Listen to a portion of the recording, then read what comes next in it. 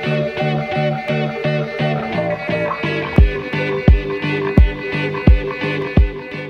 everyone, welcome to designing a brochure. This is the second option in the optional lesson category. So if you've chosen this option, great. I can only presume that you enjoy making things pretty and fancy and creative.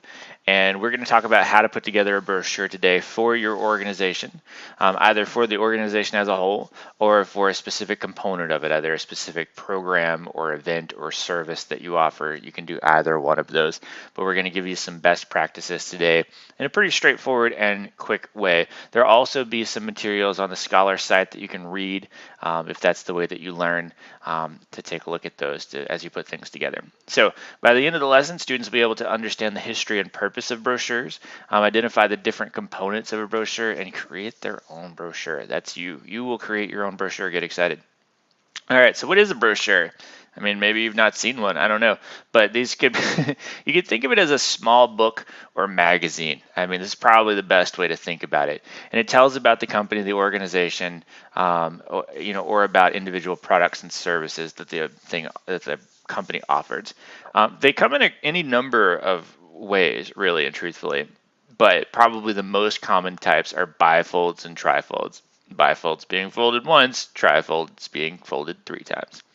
So before you start beginning your brochure, like anything else that you would put together in this class, you need to start thinking about thinking strategically before you start writing and designing. So it's good to create an outline and maybe sketch out sort of how you want your brochure to look, and know how much information it will contain. I'm struggling with the talking today. How much information it will contain. Because you don't want to overload people with information. You typically want to limit it to 2 to 3 topic areas if possible. Usually all supporting an overarching theme. You don't want to be like, and we do this, and we do this, and we do this, and like all of these various extraneous things that don't go together. So having a little bit of planning up front will go a long way. So starting on your brochure, so your design should reflect the subject matter, okay? And so what I mean by this is if you're writing, a brochure on cancer treatments, you probably don't want, to use Comic Sans and bright colors and whatnot. You probably, the subject matter is serious, and so you probably want to have a very seriously designed thing. So whenever you think about what is the stuff that I need to get out to my what is the information that I need to get out to my population? Think, what would they expect to receive this in? Like, how should it look? Other things, your brochure should, of course, be legible, and that means picking a good font that is readable in print or in electronic. One of the things that you're more than welcome to do is if you want to design your brochure for an electronic format instead of a printed format, that's also acceptable. It should be made. Your brochure should make sense and be necessary. I mean, that's a lot of people make brochures for no reason. You're like, why is this brochure even here? So make sure that it serves a purpose and make sure that purpose is clearly stated, and always keep it simple. Now, whenever you include photos in your brochures, you can go overboard, so don't include too many, and make sure that your photos don't have unnecessary elements. And so I want you to think about, do you know what stock photography is? Where it's like people doing simple things on like a white background. Sometimes they're like gesturing to one another or talking or perhaps pointing at a graph. The reason that these photos are used so often in brochures and other media is that they're devoid of elements that compete with the main effect. So if the main thing is you want to show people like conversing or collaborating or just generally being happy, like you don't want to have like a random background of like stuff that's extraneous that will distract the viewer's eye from the main point. So whenever you select your photos, make sure that it doesn't have a lot going on in it. Essentially that would deter from the main point. Because improper photos they can act like black holes, like they just suck the attention away from whatever it is that you're hoping to do. Colors is another thing to consider. Remember, you can't go wrong with a white background. which is funny because we have a white background on this PowerPoint. And that also colors should complement one another and not clash. I wanted to show you here, this is a handy dandy, well, that's not gonna work, thing that I have put up on Scholar for you all, and it's the psychology of color, and it's like what each of these colors mean. And so as you select the colors for your brochure or your newsletter, if you like one, go and take a look at it on this chart here, the closest thing to it, and say, is this the message that I want to convey? And so, if you're writing about, the earth and golf courses, perhaps, maybe you want to go with an earthy, grounded, steady, solid rooted, wholesome, sheltering, blah, blah, blah. And not so much with, let's say, bright red because it's sexy, passionate, hot. And that's probably not the message you want to convey for your golf course. I don't know. Maybe you want a sexy, passionate, hot golf course. Who knows? Anyway, let's move on. So whenever you're answering the question, trying to figure out what your brochure is going to do, ask yourselves the 5 W's and an H. Okay, so who is your audience? Who is this brochure to? Fat P still applies. Think about, what is your audience? What is their demographics? What are their values? What do they know? Etc. And then make your brochure for a specific audience, not just a general public brochure. Also think about what is the product, service, or reason for the brochure. Like what, is it a specific event that's coming up? Is it a new product that you're selling? Is it, your cause in general? Like if you're like a nonprofit. So other things is, when is the event? Is there any kind of time attached to, the materials that are going into the brochure?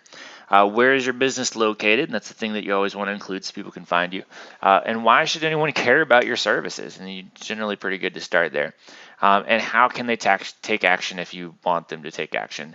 And we talked about this in blogging, which you wouldn't have watched. But if you want them to do a specific thing, you need to think about, so if you want them, for example, to, write their senator about, conserving wolves in the Arctic, you need to tell them like specific ways that they can do that, like how to like suggest to them what action to take, and then give them steps to follow to do that. All right. Whenever you're designing your brochure, remember that the first thing that they see is the cover, and so you want to try to grab their interest, like and make it appealing. Maybe the words on the front resonate with them, but just know that nobody sits down with a brochure. Think about how you sit down with brochures and think nobody's going to be like, I'm going to read this thing cover to cover because it's here. No, they usually get snagged by something and then they move on to something else. And then if it's interesting, they may spend time perusing it. Very rarely does anybody sit down and read the whole thing. So make your audience keep your brochure. Think about how can you build in usefulness to this brochure, so that they take it home and put it on their coffee table. Maybe it's got some helpful tips in there. Maybe it's got important contact information or important dates. All of these things could make it useful and make them want to hang on to it. Whenever you organize the information, just know that the very first thing that they'll see will be the front, cover, and then when they open it, to the left like a book, the next thing that they'll see will be the first inside cover, and then when you open it up, you'll see the next two, and so on and so forth. So sit down with a brochure and think about, how do I go through a brochure as a person, and then organize your information according to that, so that it becomes essentially revealed or unveiled as you open the brochure. Readers like the easy button, and Antonio actually made this presentation, and what he means by that is don't make them hunt for information. So use your subheadings, use text boxes and bullets. You don't want to give them a brochure that's just like huge paragraphs of information, because nobody's going to read that. So keep it succinct and make it easy to assess. So check your facts, because once it's gone, it's gone. If you ever made a brochure, this is a thing that I did actually once. I made a booklet, and it was called Guidelines, and I spelled guidelines wrong. And man, if you've ever seen 1,100 copies of something on a pallet with guidelines spelled wrong, it is embarrassing. And everybody was like, pull out your guideline manuals. And I was like, hey. So always check your facts, check your spelling and whatnot. Have others review it. When in doubt, use your own resources. The back panel, which is, if you the opposite of the front panel, usually, I mean, 9 times out of 10, this is the place where people put contact information, maps, names, address, phone numbers, either of the organization or of specific people to contact, just because it's easy to access. Brochures are a team activity. I know this is an individual assignment for you, but you are totally allowed to draw on your teammates for their help. So it's totally okay to ask them to peer review your brochure, or to bring them a draft and say, what does this make sense to you? Especially since you're all working within the context of the same organization. So because one person can miss small details, but especially if you've been staring at it for a couple hours, whenever you have somebody else look at something may jump out at them. Consider whenever you're creating your brochure, the prep time that it takes to do it, and when you release a brochure is important. Not that brochures are necessarily controversial, but they can be released at better or worse times. And so you can think about it in the same way that you would think about, a press release article that you wrote, or a blog topic. Usually you want it to appear in the world at a specific time when it will be most useful to people. For example, in our department, we've been working for quite some time on making a brochure that's supposed to go out to ag teachers, and the logical time to send this out would be, the beginning of the school year.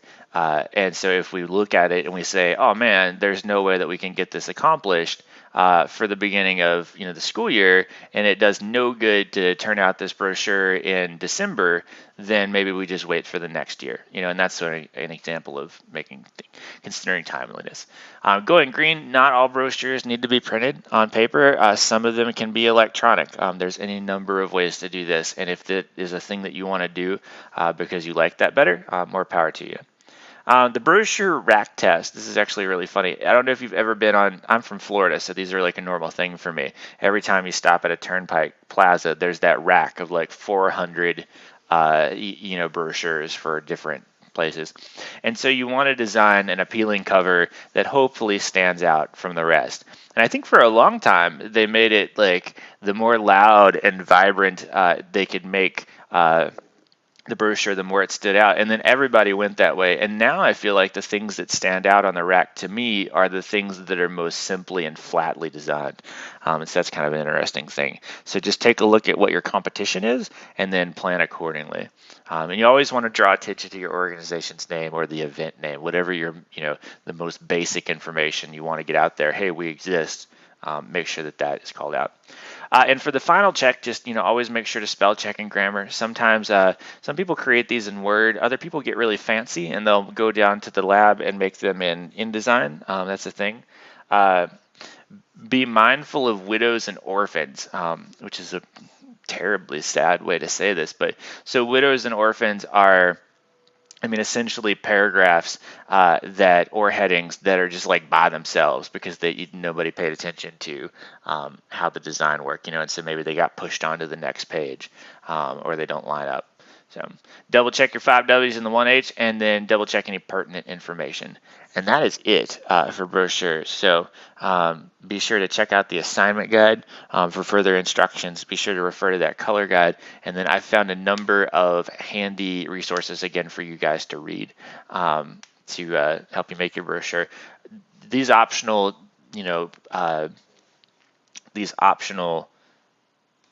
lessons are meant to be, allow for creativity in a way that the other ones maybe didn't. And so that's why we have brochures, newsletters, and